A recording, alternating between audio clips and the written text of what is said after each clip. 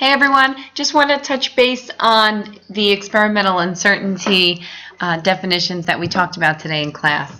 So this is just a recap of the notes. If you already have these and you're comfortable with all of these definitions, feel free to kind of fast forward to the example section at the end of this video.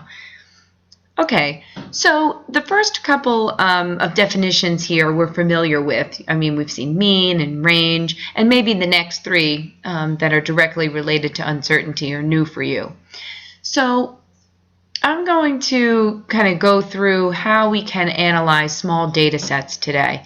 So there's a much longer story when it comes to experimental uncertainty, and we'll be introducing that as the year goes on.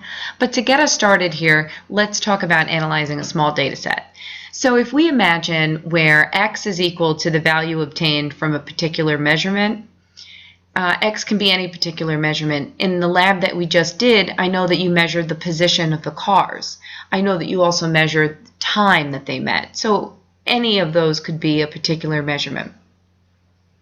And then we have this symbol n, and we have it as a capital N here for statistics, and so that just means the number of times that you take the measurement.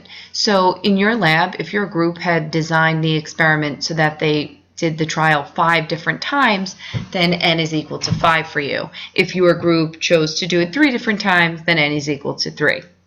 Okay, so let's get started here.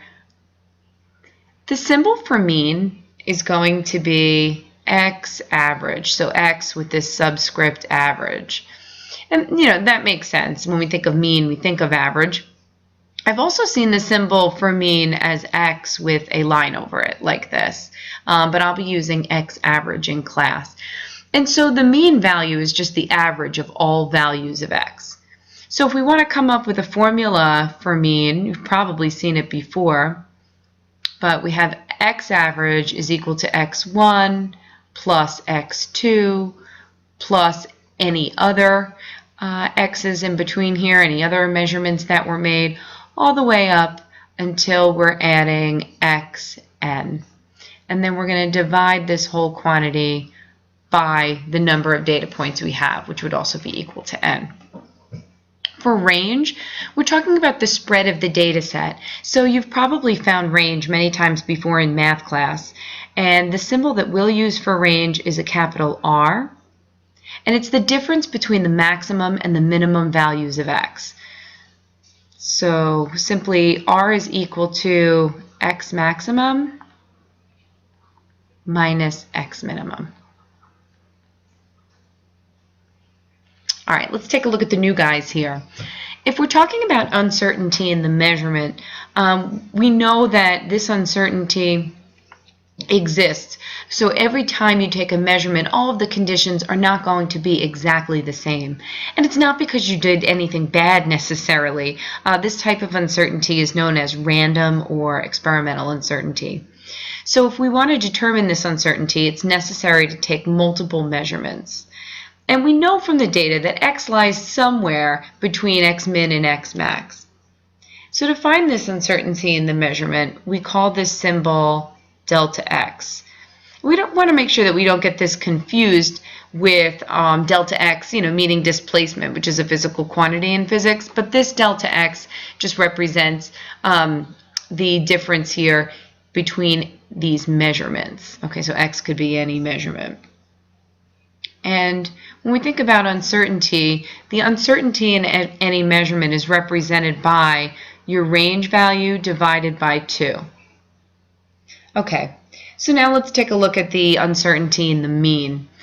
Uncertainty in the mean value of x should produce us with some kind of neighborhood of values with which x exists. So for example, uncertainty in the mean here should give us some outcome where we can take our mean and say, okay, the uncertainty is going to be plus or minus blank. So let's just see how we get there. Uncertainty in the mean has the symbol, right, delta x with a little subscript average. And when we think about uncertainty in the mean, so again, here's your symbol again, it's equal to the uncertainty in the measurement divided by the square root of n. Well, take a minute and just think about that relationship there quantitatively. What happens as you increase the number of trials? So what happens if you increase n? Well, if you increase n, then the uncertainty in the mean is going to decrease. Notice that when you look at uncertainty in the measurement, there is no correlation here between how many trials you do and the uncertainty in the measurement, and that's something that we're going to talk about at length in class. Okay, so now we take a look at the measured value, and this is kind of what you've been after this whole time. The measured value is represented as x subscript m, this little lowercase m. And the measured value will always be reported as the mean, which is your x average, plus or minus. So that's how plus or minus looks, and that's how you read it, as plus or minus the uncertainty in the mean.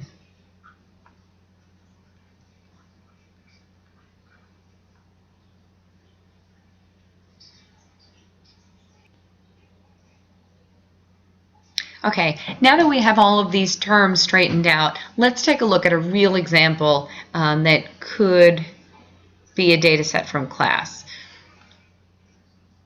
Okay, so in this example, imagine that you measure the position where the two cars meet 5 times. So when we think about the lab that we did in class, imagine if this data chart here belongs to one of our lab groups.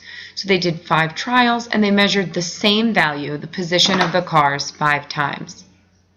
Okay, so if we want to find the mean,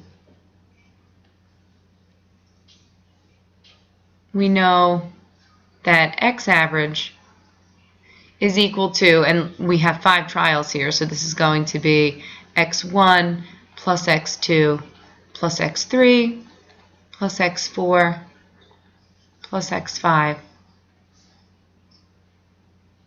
all over n. And if we plug in the data from this particular trial, this is what our setup looks like. So let's take care of this calculation here. I'm running out of room here, so I'm going to write up here. But right out of my calculator, I have that the mean is equal to 80.6 centimeters. Okay. There's our mean. Next is our range. So to find the range, we need to find x max minus x min.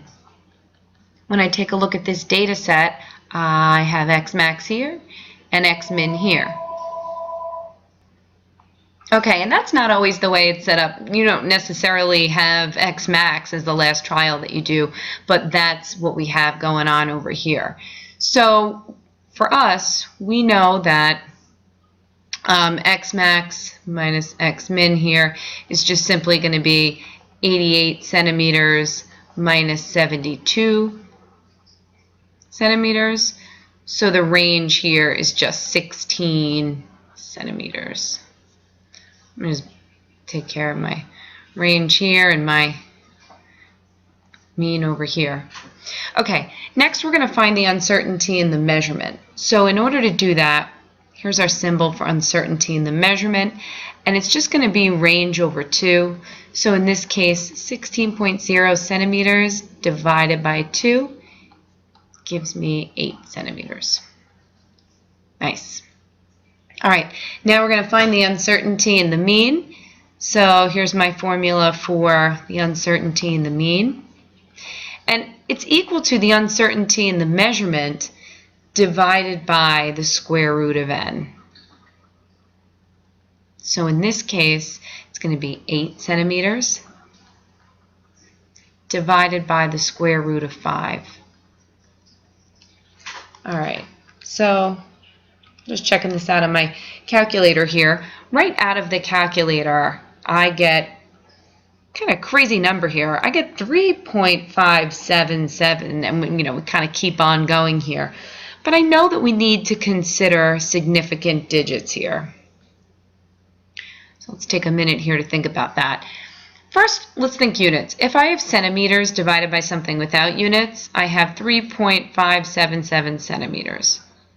Now when I take into account significant digits here for the uncertainty and the mean, I would have about 4 if it were one significant digit. It looks here like the positions were given as 3 significant digits, so I'll leave this as 3.58 for now. But this is something we might have to come back and talk about. Okay, then finding the measured value is why we came here in the first place. Don't forget that your measured value is always going to be the mean plus or minus the uncertainty in the mean. So for us, our mean, if we go way back up to the top here, was 80.6 centimeters plus or minus 3.58 centimeters.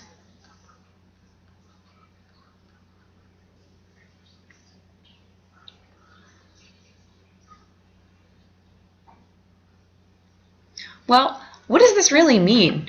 Remember when we talked about the idea that x really, resides in this neighborhood of values? We can't be completely certain of these measurements, but we believe that if we think about 80.6 minus 3.58, that's about 77.02, and 80.6 plus 3.58, which gives you 84.18, that the value of x is somewhere within this range, that all of those values are possibilities here when we take into account the uncertainty in the experiment. I hope that this was helpful for you to kind of just get your feet wet here with statistical data analysis, and if you have any questions, please let me know. I hope you have a great day.